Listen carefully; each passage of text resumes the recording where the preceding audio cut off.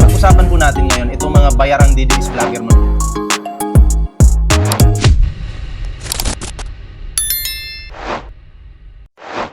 Mga kapamilya, binigyan ng hanggang Lunes para sumuko si dating ako Bicol Party List Representative Zaldico at 17 iba pa na ipinaaresto ng Sandigan Bayan dahil sa kasong graft kaugnay ng maanumalyang flood control projects.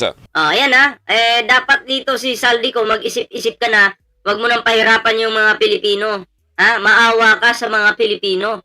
Umuwi ka na ng Pilipinas, At kailangan ng managot ang dapat managot. Zaldico, maawa ka. Alam ko, superhero ka ng mga Duterte. Sila yung, ang mga Duterte, ang mga, lalo na mga DDS, hangang-hanga sa iyong pagnanakaw na ibinibintang mo ngayon sa administrasyon. Maawa ka. Pati sa sarili mo, kaawaan mo na. Umuwi ka na ng Pilipinas.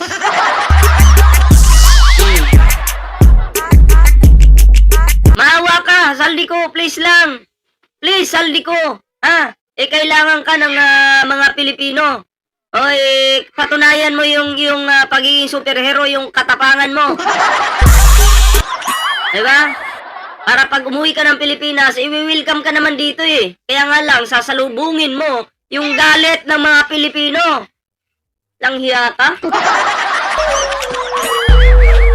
Diba? Napaka walang hiya talaga nitong Zaldico na to. Pero yung 17 others, nako, ewan ko kung nandito sila sa Pilipinas, yung iba dyan. Alam ko ang alam ko may naaresto na yata, may isa na. Or baka may nadagdag na. Sa tingin nyo, ilan na ba? Ilan na ba yung naaresto? Yung mga nagtatago dyan. Anyway, bago tayo magtuloy-tuloy sa ating reaksyon, huwag kalimutang mag-like, share, and subscribe.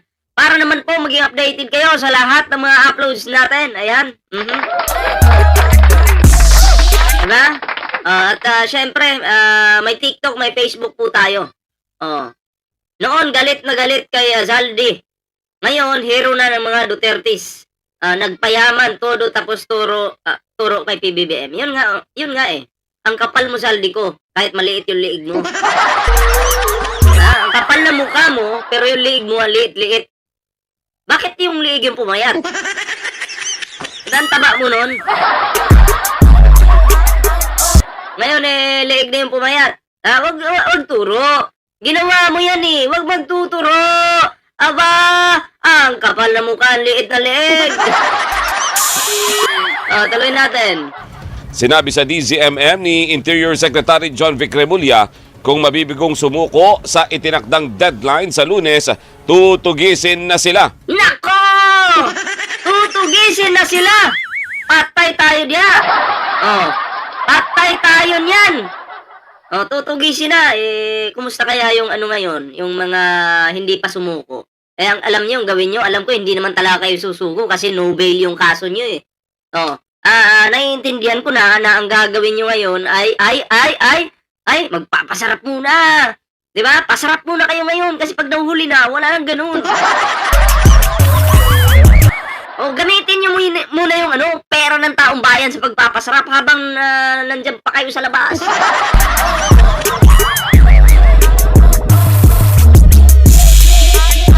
Kasi pag nahuli kayo, mamimiss niyong lahat 'yan. Mamimiss niyong lahat 'yan. Promise. Sasabihin niyo siguro, sana ginawa ko na lang noon nung nasa labas pa ako. Ngayon nandito na ako sa sa kulungan, hindi ko na magagawa.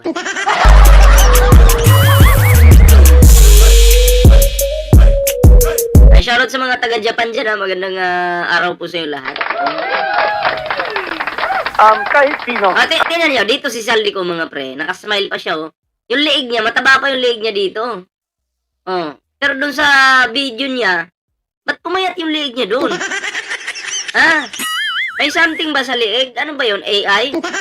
Nagtatanong lang ako AI ba yun? Kahit sino ang bigyan ng arrest warrant, kaya kong bigay. Kaya kong arrestin. Nako! Kahit sino!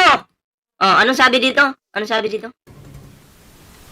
Kahit sino ang bigyan ng arrest warrant, kaya kong bigay. Kahit sino daw ang labasan ng arrest warrant, kayang arestuhin. ni Remulla. Naku, mukhang may kalalagyan nga ito si Saldi ko. 'Di ba?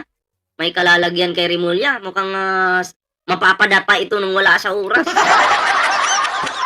'Di ba? Tapos sabay suot ng bracelet. Kasi mumurahin lang naman 'yun. Stainless lang yata 'yun. Pero at least ano niya ba? Ma-feel niya na ganito pala yung magsuot ng mumurahing alahas. Ganito pala yung nararamdaman. Forest din.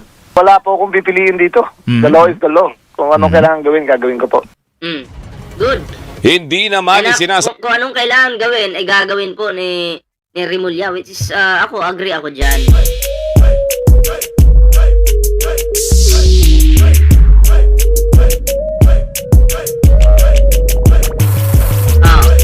Diba?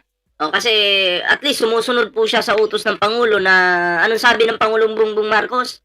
Anong sabi po ng Pangulo? Ganito, walang kamakamag-anak, walang kaibigan, basta ikaw ay mali, matutuluyan ka talaga. Good luck and congratulations sa'yo, Zaldi ko. Palakpakan kita sa itlog. Gagawin ko po. Hindi naman isinasantabi ng DILG ang posibleng nasa Pilipinas na si Ko. Kaya sisilbihan din ng arrest warrant. Posibleng nasa Pilipinas.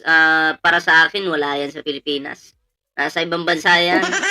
Ang kanyang mga bahay at negosyo sa bansa. Sa intelligence report ng DILG, huling na-monitor si Ko sa Japan noong Lunes. Pero lumipad pa China noong Huwebes. Naku, mukhang mahirap na manghuli yan. Nasa China. China. Kuta ng mga Duterte yun . So, alam na, pag ikaw ay magtatago ka sa China, so alam na na ikaw talaga ay, aso ng mga Duterte. Diba? Nasa China pala ngayon itong walang hiyang to. Diba? Tuloy. Saka naman bumalik sa Europa. 4 na bansa. Bumalik din sa Europa. Ikaw naman ballpoint man Di mo tinatapos yung video. Rin ang sinisilip na posibleng pagtaguan ni Ko ngayong may arrest warrant na tulad po ng China, Malaysia, Portugal at Russia kung saan walang extradition treaty ang Pilipinas. Malamang sa malamang. Ganun talaga yung gagawin yan. Diba? Kung sa China, safe na naman siya doon, diba? Ano yan mga Duterte? Lugar kumbaga, kasama ng mga Duterte.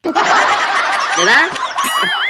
Sabi ni Lorna Barro, buli ninyo. Buli mo rin, mabaho, amoy kanal. Mabuti nga sa'yo, ha? Utot mo. Buong angkan mo. Buli ng buong angkan mo. Ito pumasok sa backdoor. Ulitin nga natin. Mukhang masaya ako dito China, Malaysia, Portugal at Russia kung saan walang extradition treaty ang Pilipinas. Ito pumasok sa backdoor. So, pupuntahan pa rin namin ng lahat ng known addresses niya. I-reserve namin yung mga warrant, i-inspect namin yung mga bahay, titignan namin na lahat ng mga negosyo niya kung ano doon siya. We will send a red notice sa Interpol para makuha siya. Gagawin namin lahat para mapasilalim sila ng batas. Ayan po, maliwanag po dito, ang dadali po dito, ang susundo po at ang dadampot dito kay Zaldi ko ay Interpol po. Bibingwitin po yan ng Interpol. So, abangan po natin, yung susunod na mangyayari. Kasi hindi po talaga ito susuko. Magtatago po ito. Lalabas lang po ito pag ang mga Duterte na po ang nasa kapangyarihan. Pero ang tanong dito, makakabalik pa ba kaya sa kapangyarihan ng mga Duterte? Comment down below. At para naman po mabasa natin yung inyong mga reaksyon, mga opinion, mga pre. Ayan. So, ayan, next topic po tayo. Ayan baka hindi pa kayo nakapag-like dyan, libreng mag-like, ha? Eto na ngayon. So, bigyan po natin ito ng reaksyon. Itong isa pang kupal. Wala nang dutae. Itong isang kupal. Mag-like kayo. Ang dami-dami nyo dyan. Di kayo nagla-like.